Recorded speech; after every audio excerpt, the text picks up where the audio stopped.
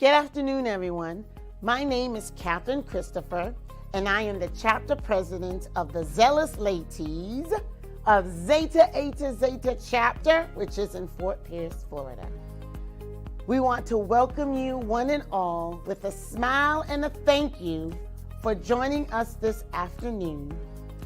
What a fantastic opportunity it is for us all to come together to raise awareness of how Black women face unique barriers at the intersection of race and gender in the United States labor market. We want you to sit back, listen, learn, and join us in a discussion on raising awareness about the wage gap experienced by Black women. Without further ado, it's with great pleasure and excitement that I introduce to you our moderator for this afternoon, Mrs. Crystal Morris. Thank you, Chapter President Christopher. Hi, my name is Crystal Morris with One Caring Adult, and I want to introduce to you my amazing panelists. I'll let them introduce themselves because I don't want to mess this up. So I'm going to pass it on to Representative Dana Trabulsy. Hi, good afternoon. Thank you, Crystal, for inviting me to have a seat at this table today. My name is Dana Trabulsy. I'm a legislator with the Florida House of Representatives, and I also am the marketing director for our local Treasure Coast Food Bank. And I am, again, happy to sit here today. I don't know how much of a voice I'll have to lend, but I certainly have an ear that's open to the conversation. Hi, I'm Bobbie Howard-Davis, and thank you so much, Crystal, for allowing me to participate and for our chapter to be doing this really great work. Who am I? I'm a retired person. Ooh, isn't that wonderful? But I also come with a wealth of knowledge. For 30 plus years, I've been involved in workforce and job training and job development and human building. And I'm just really happy to be able to be a part of this conversation today to talk about what a living wage should be and where we should be and how we get there. Okay. And I'm Jerusha Stewart, CEO and co-founder of Take Your Seat. Take Your Seat, we're on a mission to build the first networking platform to bridge the gap between Black professionals and board leaders and CEOs and HR directors and all allies to build the inclusive boardrooms of the future. It's in the highest rooms in corporate America where the decisions are being made that affect that pay gap between Black women and the rest of the workforce. We really see being in the boardroom for Black women as the place to address not only the wealth gap in terms of the entire nation, but also personally addressing the wealth gap for generations in their own families. And I am so thrilled to be here to join my esteemed panelists. And I thank you all so much at Zeta 5 for bringing us all together. I'll correct you there because, I'm petty. It's Zeta Phi Beta. Zeta Phi Beta! All right, so thank you so much, Jerusha, for joining us. I'm going to turn it over to our panelists that are joining us virtually. So I'll kick it over to you, Takeata, to introduce yourself. Hi, good afternoon, everyone. I'm super excited to be here with all these amazing women today. I am the executive director of the Women's Foundation of Florida. We're an organization that's dedicated to educating and empowering women and girls to become leaders, because then together we can change how the world works. So thank you so much, and I'm really excited about this discussion. Good afternoon. My name is Shwanda Barnette, and I serve as the Membership Relations Ambassador for the Florida League of Cities and also the chair of the Diversity Council. I am honored to be here with such brilliant, talented women this morning, or this afternoon rather. And what I would say qualifies me to be a part of this conversation, despite degrees and work experience and all that, is just 20 years as a Black woman working in corporate America. And so today I want to share a little bit about what my lived experiences are and the lived experiences of other Black women that I know, so that we can all do the work together to bridge this gap. Thank you, Crystal, for having me. All right. right. Again, thank you all so much for being here and lending your voice so that we can engage in this really meaningful conversation. Black women, equal pay day is a thing. We know that Black women make about 38% less than their white male counterparts. So I want to kick it over to Mysora that is moving all of and making all of this possible. So shout out to T Coast Studios and Mysora Indira for allowing us to use her studio, but she's going to show us a quick video that's going to set the tone for the conversation that we're going to have. We won't talk about gender inequality of pay because a lot of the women who've stepped forward, and I stand in solidarity with them, okay? What they're getting paid, which is half of what a man is getting paid, well, we get probably a tenth of what a Caucasian woman gets. And I'm number one on the call sheet. And then I have to go in and I have to hustle for my worth. That's what I feel like I'm doing when I demand what I feel. Listen, I have more than a 30-year professional career. I had a friend who said, yeah, but Viola, your career is better than my career. I said, yeah, but you can't compare me to you.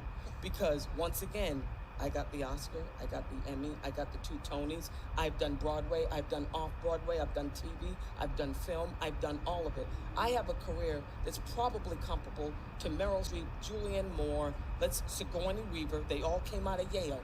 They came out of Juilliard. They came out of NYU. They had the same path as me. And yet I am nowhere near them. Not as far as money, not as far as job opportunities, nowhere close to it. And yet I have to constantly get on that phone, and I have fabulous agents, by the way. They are getting it. But I have to get on that phone and people say, you're a Black Meryl Streep. You are, and we love you. We love you. There is no one like you. Okay, then if there's no one like me, you think I'm that? You pay me what I'm worth. So let's dive right into it. When did this become a problem? At what age? When was the onset of Black women not being paid what they were worth in comparison to their white male counterparts? When did this become a problem? Well, you can certainly see statistically that it's a problem from age 16, when basically starts at the beginning of entering the workforce, where Black women, our Black daughters and sisters, are paid 35% less than their male counterparts doing the exact same job. And not only are we being paid less, but we are also being denied certain opportunities. So, for example, when I was young and my first job was at a McDonald's, and I was valedictorian of the class, and that's why they brought me in to attract the rest of the student body, I wasn't offered a management position, like to be the assistant manager, like one of the other students, be it a manager in training. I was the French fry girl. So I think it's something that from the very beginning, we have to have in our sights that we need to change. So I want to roll something back there, because I heard valedictorian, I heard successful student, I heard accolades behind your name, I heard alphabets even before the alphabet got there, but then I heard French fry girl, like one of these things just don't belong here is playing, the Muppets are singing. How is that even possible? Well, I think that is, why it's possible is because people just don't see us. It's interesting. You're right. I'm student body president, I'm valedictorian, I'm captain of my debate team. So you have all of the qualifications, and yet they don't see us. And how don't they see us? They don't see us having those things. And I think that's where it starts. And that's why it's important to be vocal and to know what you want and to reinforce, I am those things. And that's what we have to teach our sisters, daughters, friends to be able to address. Whew.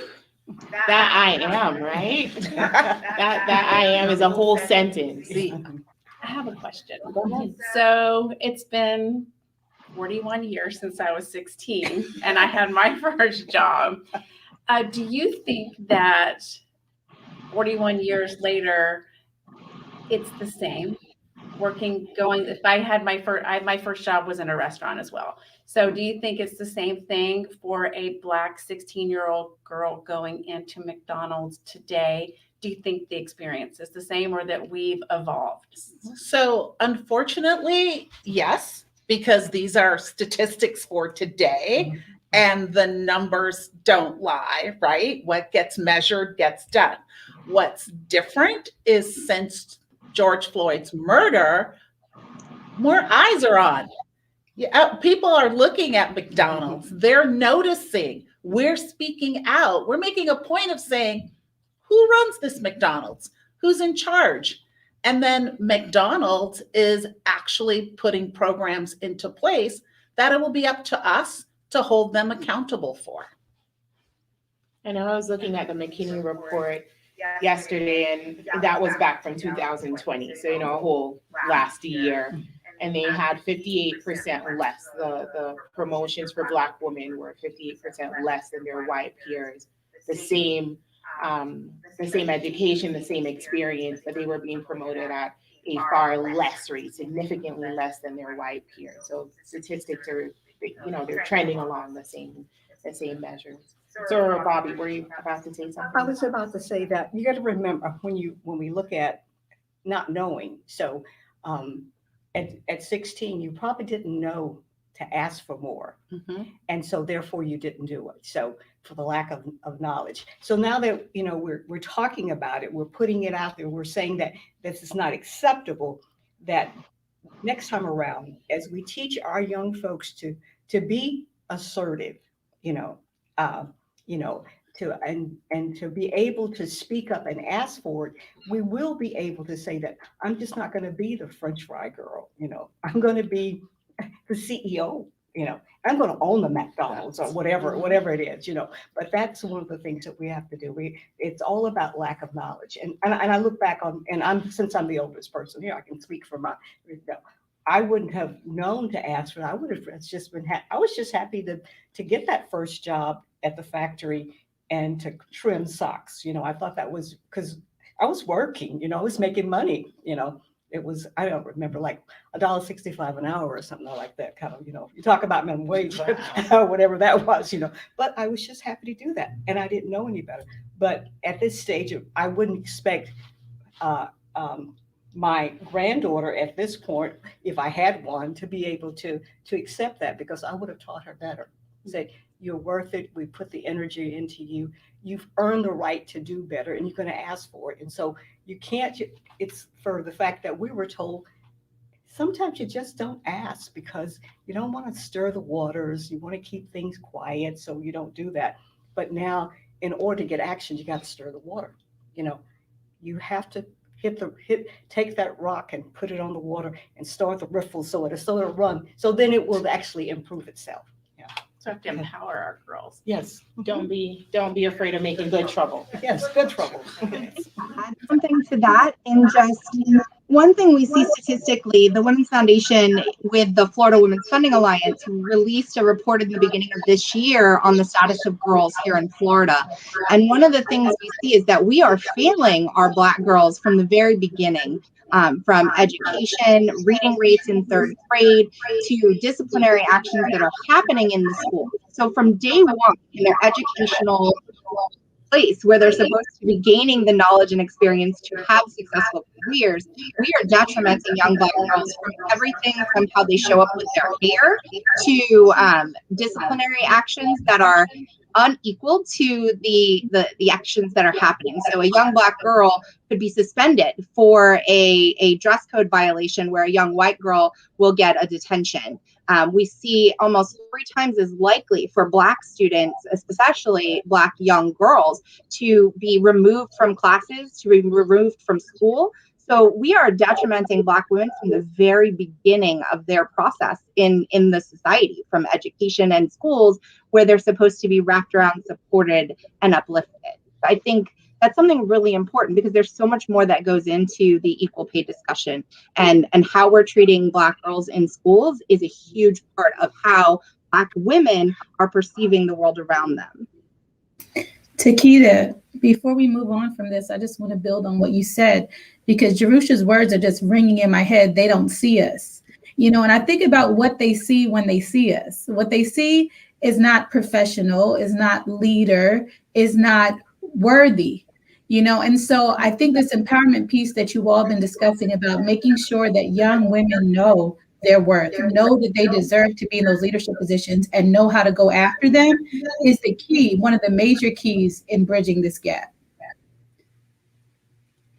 So one of the things I want to try and see if I can possibly tie this all together between Jerusha saying I am, between what Soror Bobbie said about knowing your worth and being empowered, between Dana's ask about is this still current, between what Takeata just mentioned about this is something that started back in with school and being pushed out, and with what you just said, Shwanda, with being seen and that value piece is if school is where children spend the majority of their days, and that is their safe space for the most part, because you spend the majority of your day in school.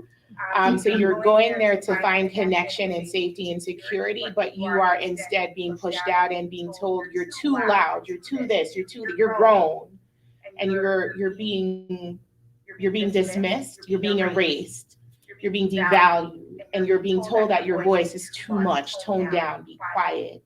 You're then learning not to advocate.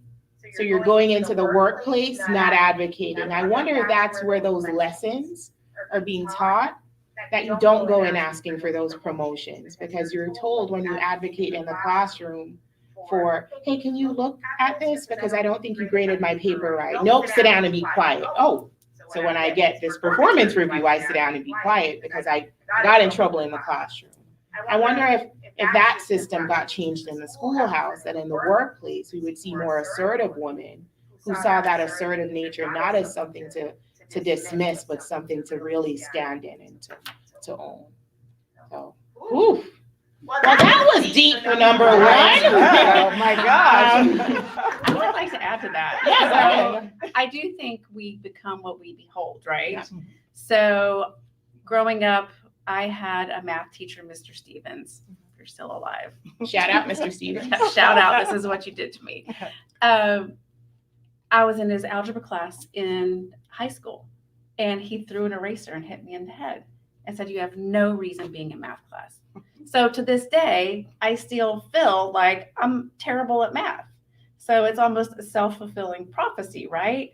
And so trauma, which I would call that trauma, is not an emotion, it's a reaction. And so I have reacted my entire life to that display of hate that he gave me to make me think that I was not worthy of knowing math. All I can say is that the power in the tongue from teachers for children is so powerful, it either, that it is unbelievable. It's what they say, sticks and stones might break my bones, but words can never hurt me. Lies. Lie. That's a lie, because I just know that the words someone told, it can resound in the recesses of your brain forever, at the most odd times, out of nowhere, like you're saying about the math thing, I'm not good at math because he said I shouldn't be here. I'm a girl, I shouldn't be here. Or I'm a woman, and that's not, and then we devalue women all the time, and the Black women get devalued 5 or 6 times greater than everybody else, as we go down the list. So words are very powerful. Knowledge can really is unbelievable. That knowledge is very, very powerful. So with that, why do we observe today? Why is August 3rd a thing to look at Black women equal pay day, especially since March 24th we say it's all women equal pay day? Why is that a thing? Takeata, I think you said you wanted to jump on this one as ED of the Women's Foundation of Florida. Really important to recognize that there are multiple different equal pay days, right? We have the average, which is all women equal pay day. And I just like to highlight when I talk about that, it's an average of all different women added together, divided by the number. So it's not an accurate depiction of the true disparity that exists. For example, today is Black women's equal pay day. I believe Latinx women's equal pay day is a month and a half after this. But Asian women's pay day is in February. And the reality is Asian women's pay day itself, because it's averaging a number of different ethnicities into one, it's very skewed and doesn't show the real picture. Because at the top of the East Asians, they tend to make more than most other women when compared to white men. But when you go down the line to the more likely immigrant communities in the Pacific Islander, the Filipino members, they're making close to 40 to 50 cents per in comparison to the male dollar in the work. And so just remember that all of these days, they're important because they create a conversation. They allow us to highlight this issue in a very real way for the general public. But overall, the reality is we have to look at every different race and ethnicity and how it's affecting individual groups. And for Black women, we know that equal pay is just one of the many issues where equality is denied. And so this is an important piece to talk about, but recognize that also thinking about the movement within feminism and the fact that white women tend to get there first. White women were able to get access to the vote first. And they turned around and they said to women of color, and especially Black women, wait, we'll get it for you eventually, but you're not in this. And then it was the same thing as we moved for equal pay.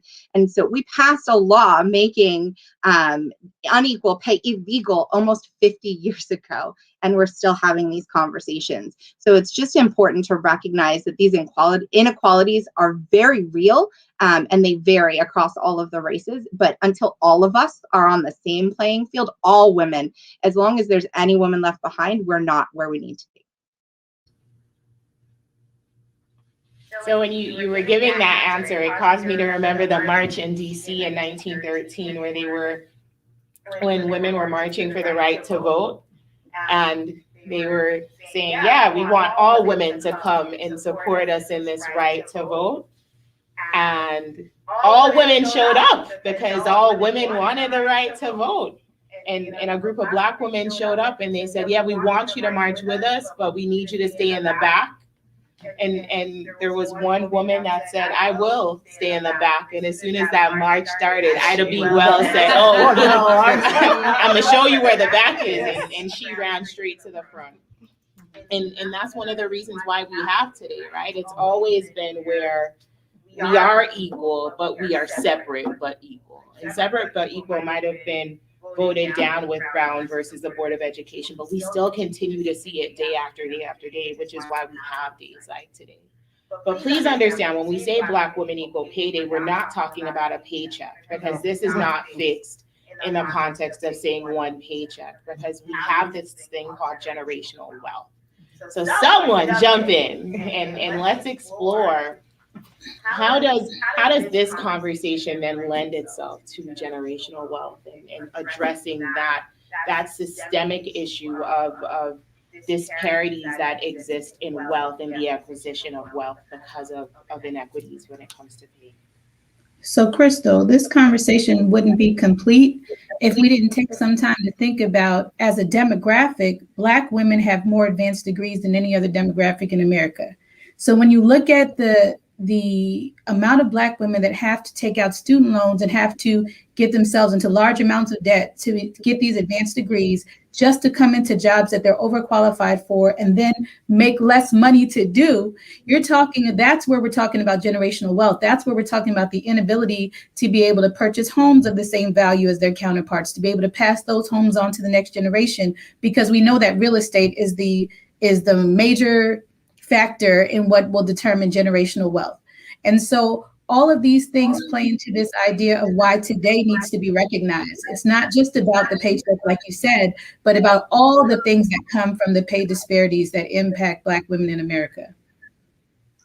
And those pay disparities are so evident at so many different levels. Like when you spoke about the idea that Black women have more degrees and higher education, we are so well placed for success that we don't achieve. And from Take Your Seat, we are focused on this idea that out of the Fortune 500, there are two Black women CEOs.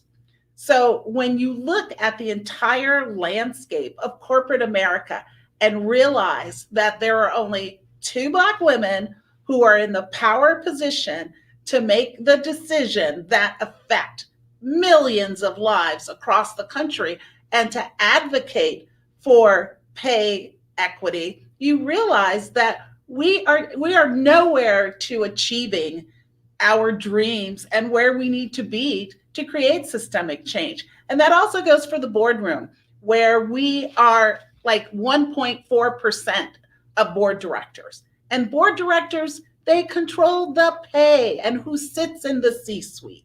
And we've got to get into the C-suite. And if you've got the Harvard degree, or like myself, double Stanford degrees, Yale, you're going to the right schools, you're getting the right degrees, you're just not having access to the opportunities at the board level that create generational wealth. Because those board seats, which until this year, it seems no one actually knew that board members get paid, sometimes hundreds of thousands, if not a couple of $1 million a year to serve as a director on a board, based on a compensation that's based on creating wealth for that company. That's generational wealth that we are missing out across the board. So can I be devil's advocate for a minute, Jerusha? Sure, I know you're going there, Crystal. You mentioned that there are 2 women that are in CEO positions of Fortune 500 companies. But we got 2. We got a Black president, but that does not create systemic change.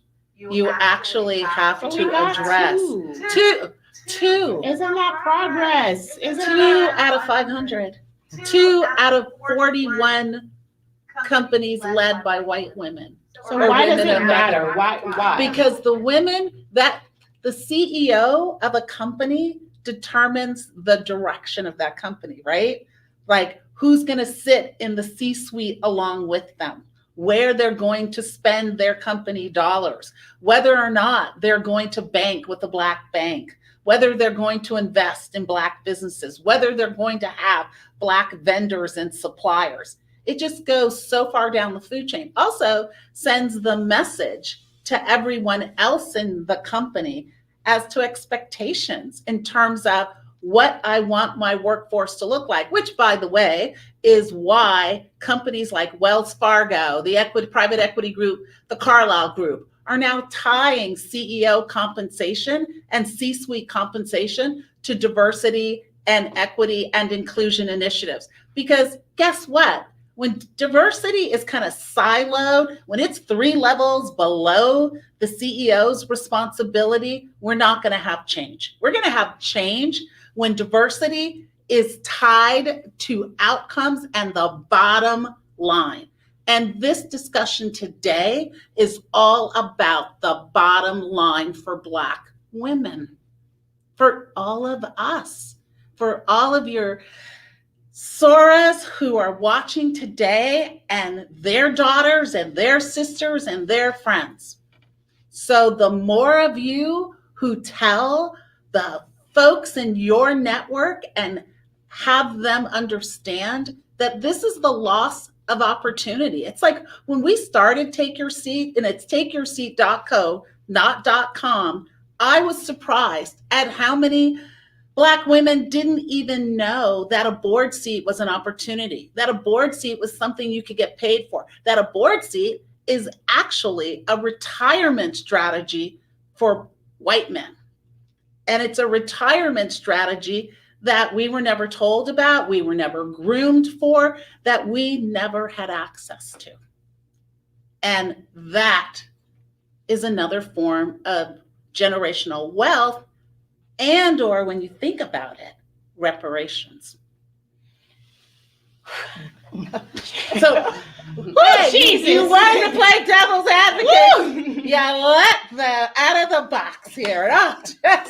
So it looks like the devil lost that round. One thing I want to add to that is, I often, doing DEI work, I often hear people say, well, what do we do now? What does allyship look like? And Jerusha just said something that I think is so pivotal. For years, people have known the information that Black women didn't know. So if you want to know what allyship looks like, it's about teaching the game. You don't have to do anything but share information to be an ally. And I think about all of the allies that I've had throughout my career who have taught me how to navigate the corporate world, to navigate certain experiences that I wouldn't have known otherwise. That's allyship. It was a white woman who first handed me the book, Women Don't Ask, to teach me what it looked like to negotiate for the proper compensation. This was information I didn't have before I read that book, but that book was 20 years old when it got put in my hand. So that's what allyship is about. It's about sharing the information, sharing the roadmap, giving others an opportunity to know what you know so that they can do what you're doing. And it's also about getting out of the way and allowing others who don't look like you to take the seat of power. So it's a well-known fact that for the last decade, diversity has meant white women. Just like back in the day when they were fighting for the right to vote and they said, oh, it's for all women, except you. Your turn is coming. 40 years later. 40 years later. Same thing now with board seats. We had to take our turn because you didn't give us our turn. We're taking our turn. So in terms of being an ally, help the person next to you to take their turn. You hear about a board seat, don't look at it as competition. Look at your Black friends and colleagues and sisters and say, hey, I think you should apply for this seat as well. Because that's what true allyship is about.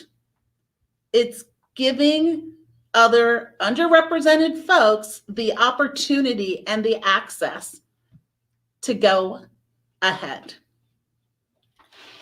So you're making me think again. Don't you hate when I do that? No, here we go. And we don't even have Panera in front of us. I know, that's our place. But so we were talking earlier before we started this, and it doesn't matter what you see or what you don't see, but once you see something, you can't unsee it, right? Yes. So Jerusha, with what you've just said so eloquently, now I see myself going to businesses and kind of looking at the roster and seeing where the diversity is. And of course, we want the best person and the best job and the best position, right? That's who we want as our CEOs. Yes. At least that's who I want, regardless of race or color or anything. Gender, however it goes. But now I can't unsee that. Thank you. And I really mean you're welcome. I do mean thank you, because I will start looking down the roster to see who is at the table. So thank you. You're very welcome. Yeah. Yes. That's what inclusion is, right? It's an intentional act. Yes. It's not by happenstance, by chance. It is where you are looking to do something with intentionality. You are going in with that intention to right this wrong. So with the conversation on allyship and intention, I can't help but notice, and this is why I invited you, that you are sitting on a committee that deals with early childhood education. You're sitting on a committee that has to deal with Black men and Black boys. And we know that early child care suspends and expels Black children, especially Black boys, at a higher rate than any other demographic. And the same thing is true for Black men and boys. They have disproportionate outcomes. Same thing for Black girls. They push out of schools at a higher rate than any other demographic. And Jerusha just mentioned it. Shwanda echoed it as well. there is a roadmap that communities of color, Black communities especially, have not been privy to for about 400 years. I wonder if there would be an opportunity to grant access to that blueprint, to grant access to that roadmap, and in those committees that you sit on, if that could be introduced as how do we allow this to be introduced? How do we allow this to be built into those conversations? Because there are ways to teach advocacy. It's not that people are looking for handouts. They're looking for access to opportunities, to learn ways, to learn skills of self-advocacy. Parents want to know that they can show up and schedule meetings with their school success coaches and their guidance counselors so that they can map out these pathways. And so do women in businesses, and so do men in business. There are these cheat sheets that they can learn, but if you've never, I didn't know there were paid positions on board. I didn't know. And you don't know until you know. Yes. I thought you had to pay to be on a board. No, yeah, But if there was a way to access these bits of information, and especially for parents with children to learn the blueprints and the cheat sheets that many of us have been barred access to for years and generations, this is how we change systems. Again, it's not about a paycheck. It is not about a one and done. It is how do we change the system that exists, these cultural norms that we've all bought into, this is how it's always been. How do we change that thing? So with that in mind, what barriers exist to pay equity, and how do we change these barriers? How do we break through? I think part of it is we change our thinking. You know, as I sit here with you and your SOARs, and I'm going to get this, Zeta, Phi, Beta. There we go. You've been around for over 100 years. Yes, ma'am. So, and you guys have accomplished such outstanding work internationally, right? Mm-hmm. So that brain trust that exists among you, I know that there are members who would be incredible board members. And you're probably sitting there thinking, me on a board, what would I offer? You've run this organization. You've run programs within this organization. You've set a strategic direction for this organization. These are skills that are transferable to board service.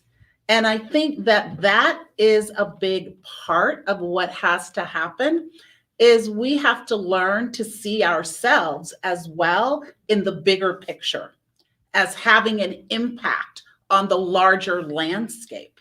And that's why I am so excited by what I do, because I get to introduce these ideas. And I have you to introduce these ideas to those that you know. Love it. Love it. We have to empower each other. Yep. On all levels. And we can't keep the secrets to ourselves, right? Because that doesn't help anybody grow. So it starts with changing the mindset. Yes. Changing the mindset. But it also starts with my benefit, my well-being is directly and inextricably tied to your well-being. And it's realizing that if I win, you win, and if you win, I win. So it's a common good. There's no competition between us. And it also starts with looking, boats rise in a good tide, right? Mm-hmm. But it also starts with recognizing that you can actually affect change in organizations, that you can speak out, that you can encourage your company to hire more diversity, to be more inclusive. You can use your voice. I mean, we had a CEO, Bombas. I'm sure everybody's familiar with Bombas. Mm-hmm. Does an incredible job giving socks to the homeless. So Dave Heath, the CEO of that company, talked about being at a town hall meeting with his employees when one of the younger employees stood up and asked him, what are you going to do about having just 4 white guys on your board? Like, when are you going to become a more diverse board? So a year later, they actually elected the first Black person to their board. And Dave talks about the idea that he is a strong advocate for D&I on company boards because he doesn't want another white male CEO to be embarrassed by having someone from their workforce bring this very simple and powerful idea forward. So I encourage all of you, wherever you are, to stand up for what you believe. If you are working in HR, if you see pay inequities, stand up and say to your boss or even to the person who's applying for the job, hey, you're not asking for enough money. Because that's what's going to change the world that we live in. Taking action. Again, everybody should have been here for the pre-party because we had some really good conversations, but we talked about you live what you learn, right? So in your space, you live what you learn. In my space too. I've been fortunate to get to know you and be very uncomfortable over the past year in the best way ever though. So it's good because I've been able to learn a new way, which has opened the door for me to have conversations with other people. So we need to, in my opinion, help people learn a different way. And again, we talked about this too, and not in a shameful, judgmental way, but just opening eyes and hearts. Yeah, calling in and not calling out. Yeah. So, Crystal, one of the things that happens so often is that, when we say shame, we use fear. So we let fear dictate so much. And so fear also brings the thing that says there's a lack. But there's not a lack. There's enough for everyone. Okay. But when we use the fear to say, if Bobbie gets, then it's not going to be enough for Crystal. So let's put Bobbie and Crystal against each other, because then we keep things going. It's that zero sum. And zero we don't have sum. to work. Yeah, and so that's often we have to let them know the fear. And I shouldn't fear Dana, and Dana shouldn't fear me. Because we come from different ethnicities, but we should also understand that we both are women, and so. For women, we probably have a lot of like things, more so than things are opposite. We have more in common than that separates us. And so let's look for the common, and that's how we have to. And it's so true, because just even amongst the four of us at our pre-party. Yes. Oh my God, Sorry, I drink somewhere. It was all about discovering what we had in common. In terms of why we were sitting around this table. And it's these common values, that's really what brings us together, is when we discover shared values, then we get a chance to move forward. And being women, it's so interesting because number one, shared value, no matter what color we all make less money than white men.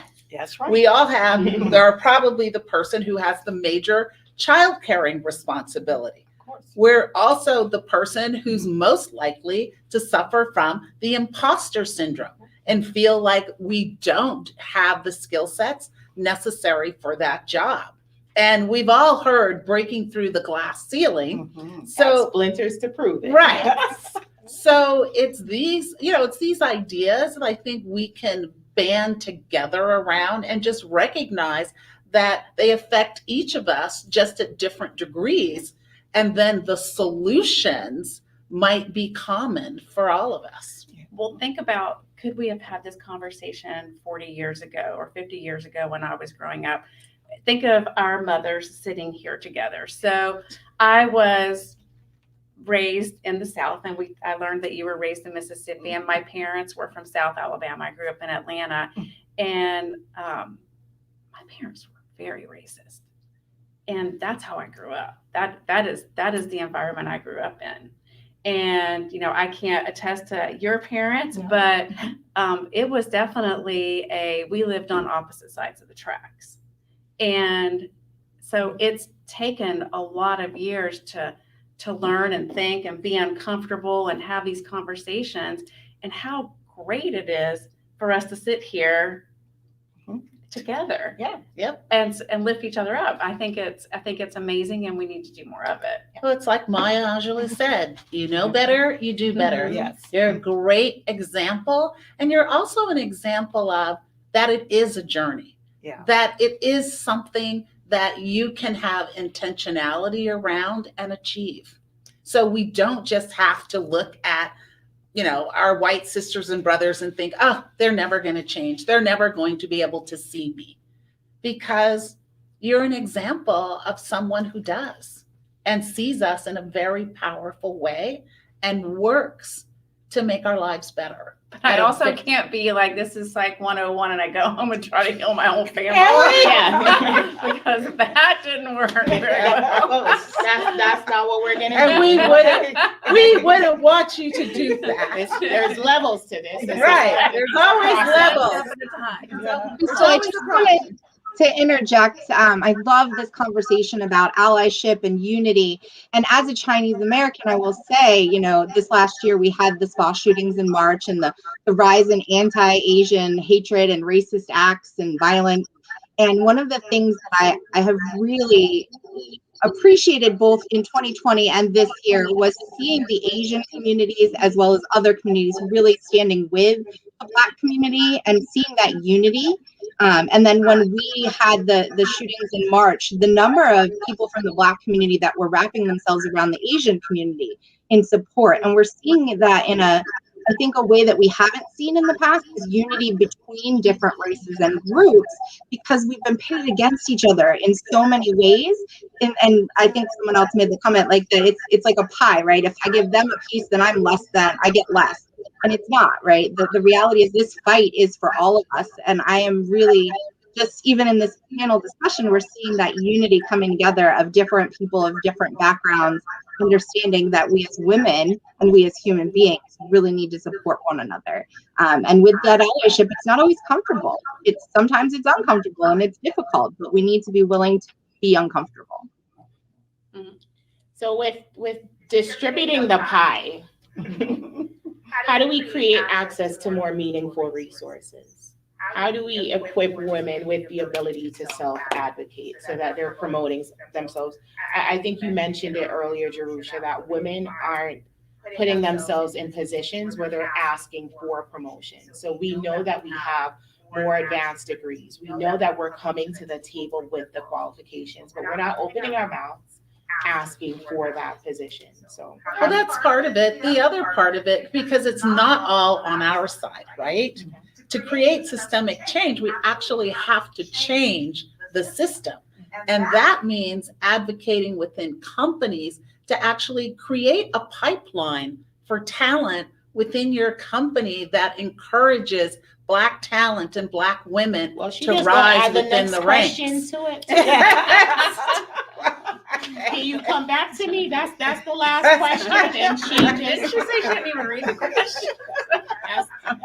But it's okay. We'll do 4 and 5 together. We'll go ahead.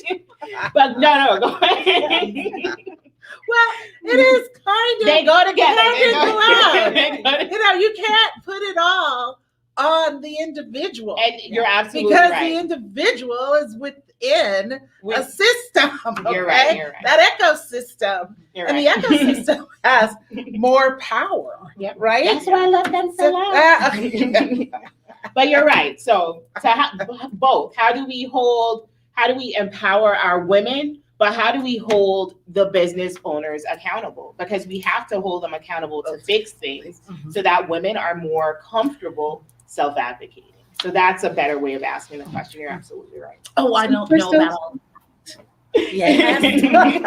Yes, ma'am. Yes. So in the last discussion, there was a lot of talk about the mindsets that need to shift in order for us to see changes in these organizations.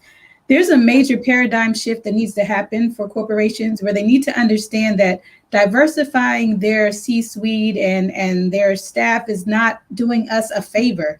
There's enough research out there at this point that a more diverse organization is a more productive organization, is a more profitable organization. When you can eliminate some of those blind spots that a room full of white men will undoubtedly have, then you can create an organization that serves not only their staff, but serves whatever sector they're in better than they did before. So this mindset that, putting a Black person on a board or putting a Black person on a C-suite is somehow doing the Black community a favor, that we need to shift away from that mindset. You are doing your organization a favor when you have our greatness, in your organization. And I don't mind saying that because I recognize the way that people of color, not just Black people, but people of color in general, will shift an organization in many positive ways because they're just able to have more voices and more perspectives and more, different ways of seeing the world. So I think it's just important to make sure that we shift this paradigm that like you're going to create a more diverse organization to benefit us. It benefits you. And like I said, there's enough research out there to show that it's profitable. If I have to sell you on features and benefits, there are plenty of books out there that talk about how a more diverse organization is a better organization. So I think that's something that I want to make sure we don't end the conversation without talking about, because there are a lot of mindsets that need to shift. We need to think about implicit bias. We need to think about all the things that are being silenced right now because people don't want to deal with the reality of our country's history. But the truth of the matter is you are a better organization when you have more voices at the table. You are so right. And there is an incredible study put out by McKinsey called Diversity Wins, which documents those numbers in terms of how much more profitable, how much better, well-run organizations are that have racial equity versus even gender diversity. So racial equity, your bottom line shows a 36% difference. It's why shareholders are now bringing lawsuits against their boards, because they realize that they are not achieving their fiduciary duties by not having racially diverse boards. And I would say, to even go further, that we have to get away from this idea of tokenism and lean into transformation. It is not having the onesie on the board that's going to make a difference. We have to start realizing that Black talent, talent from underrepresented groups is the best talent. Like, stop making it a quality statement and just realize that there are instances when we are the best talent and should be in the room. Because it's when we get into that room and when we are not the one, right? Just there's only one of us. So everybody's looking at us to be the one and represent all of the minorities. And that's not only true in the boardroom, but it's also true in the C-suite and at the managerial level. Companies have to start to realize that having the aggregate of the best talent is what's going to move their organizations forward. How do we get them to start realizing that? Some of them do. Part of it is acknowledging that the first step is awareness, right? Like them knowing that there is an issue. Next step is having them step in to get the skills. Like, here, do the assessment. I mean, one of the things that we're introducing at Take Your Seats for our board cohort program for CEOs and board leaders and candidates is the ability for them to assess personally and at the corporate level where they are as an organization, because they have to be able to tie DEI objectives to ROI outcomes. It can't just exist in a silo. And you also have to have it so that the DE&I person, who is now, a lot of times at the C-suite level, is working in concert with the CEO. So that sends a broad message to the organization that this is important, that it affects our bottom line, that we're serious about this, and that we're all marching in step to achieve a certain outcome. And then that makes it much easier for the individual to shine and to come forward because they see that they have the support. Because inclusiveness, building an inclusive organization, is building that support for the individuals within the organization. I know, Crystal, it's... I'm sitting over here like, oh, she's speaking my language, y'all. My feet are doing the praise dance under the table. But before I start wrapping up, was there anything that anyone wanted to share? Shwanda, Takeata, wanna open space up in case anyone had anything they wanted to share on any of the questions before we start wrapping things up. So, Crystal, I would say to your sorors, first of all, like I said, it was an honor to be here. Thank you for having me. Last night I hosted a discussion on the responsibility that Black people have in corporate America to be change agents. And I just want to implore anyone who's listening that we all have that responsibility, whether you assume the responsibility or not. People are looking at you, the work that you do, the way that you do it, and the opportunity that you create for others is noticed. And so I just want to, I feel like I'd be remiss if I didn't say that when you see something, you need to say something. That these changes don't just come from the top down, but they do come from the bottom up. Sometimes we have to manage up. Sometimes we have to say, we saw that happen and it wasn't right. What's going to be done about it? And like Bobbie said earlier, fear is often the thing that stops us from doing that because, we just want to show up, do our job, get paid, stay out of trouble. But as Auntie Angela Davis told me, every time you see something, you have to say something. You have to do something, because if you don't, then the responsibility to change and to shift the collective consciousness of our country is lost on you. And so I just wanted to put that out there before we ended today, just to say that we all have a responsibility to close this gap. If you work in human resources, if you are the person making the offer and you realize that women aren't advocating for themselves or for equal pay the way that they should, then empower them to do so. If you are the decision maker and you know that I should be getting paid this, but because I didn't ask for it, you're not going to give it to me, you're part of the problem. Pay people what you owe them, pay them what they're worth. Make sure that if you're in a position of power, you do your part to close this gap. Thanks again for having me, Crystal. Oh, definitely. Sounds great. So I love that you brought it back in with the pay me what I'm worth, right? So the last question talked about intentionality, and I want to end it with this before I kick it back to our president, Madam Christopher, to close us out.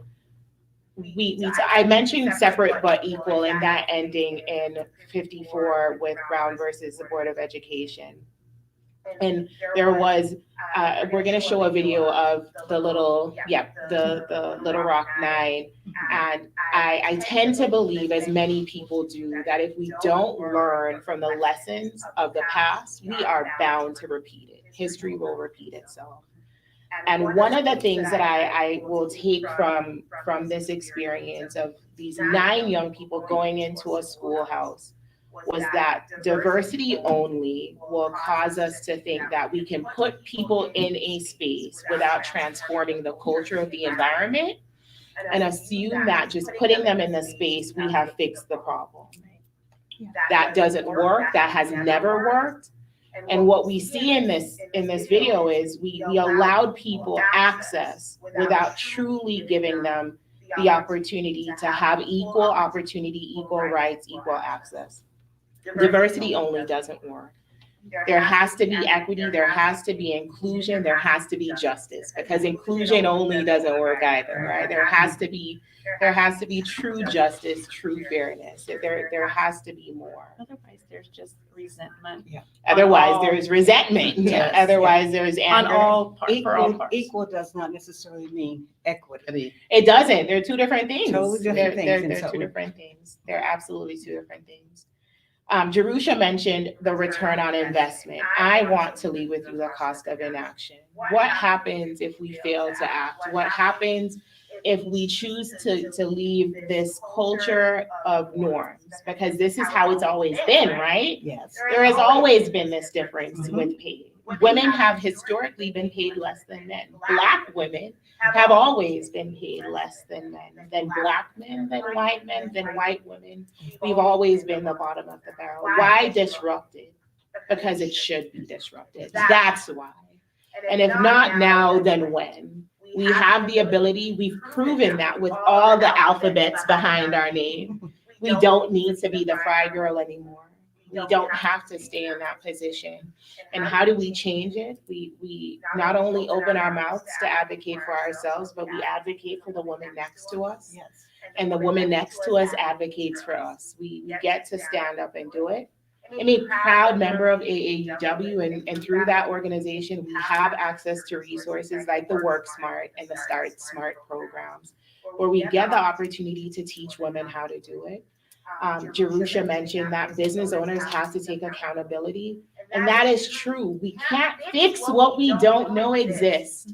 So we have to have that emotional IQ, that emotional quotient to know that this is where we're starting off, and that our aspirational core values don't align with our practice and our declared ones. So where are we, and what are we doing, and how are they out of alignment so that we can actually fix it? But we have to start doing something. What is your organization doing? How are you not practicing what you're preaching? And it's fine if you're not. Just do something different. That's it. Do something different. Hire someone different. Change your policies and procedures. The microaggression that you think is funny is actually not microaggression to the person that you're inflicting it on. It's macro to that person. To you, it's a joke. To them, it's deadly. Do something different. That's all we're asking. Thank you so much for spending your lunchtime with us. The ladies of the Zeta Eta chapter, Zeta Eta Zeta chapter of Zeta Phi Beta Sorority Incorporated, we appreciate your time and attention on this very important, very meaningful topic of Black women equal pay. Thank you again to T Coast Studios for housing us and putting up with us and doing all of the things. Thank you again to our panel, Dana, Sora, Bobbie, Jerusha, Takeata, and Shwanda. We appreciate everything that you shared. I appreciated learning so much from you guys. And until next time, thank you for getting engaged with us. Have a great day. Sora, Christopher, Madam President Christopher, you can take it away. Thank you to all the panelists that sat on this panel this afternoon. It was a wonderful, informative discussion. Thank you for sharing your thoughts and expertise on the topics of pay disparities among African American women. Thank you to all of our viewers for tuning in, and we hope that you enjoyed this afternoon's forum, and that what you heard or experienced here today with us will continue to echo in your lives in the days and years that lie ahead. Have a great day, everyone. Thank you again for tuning in.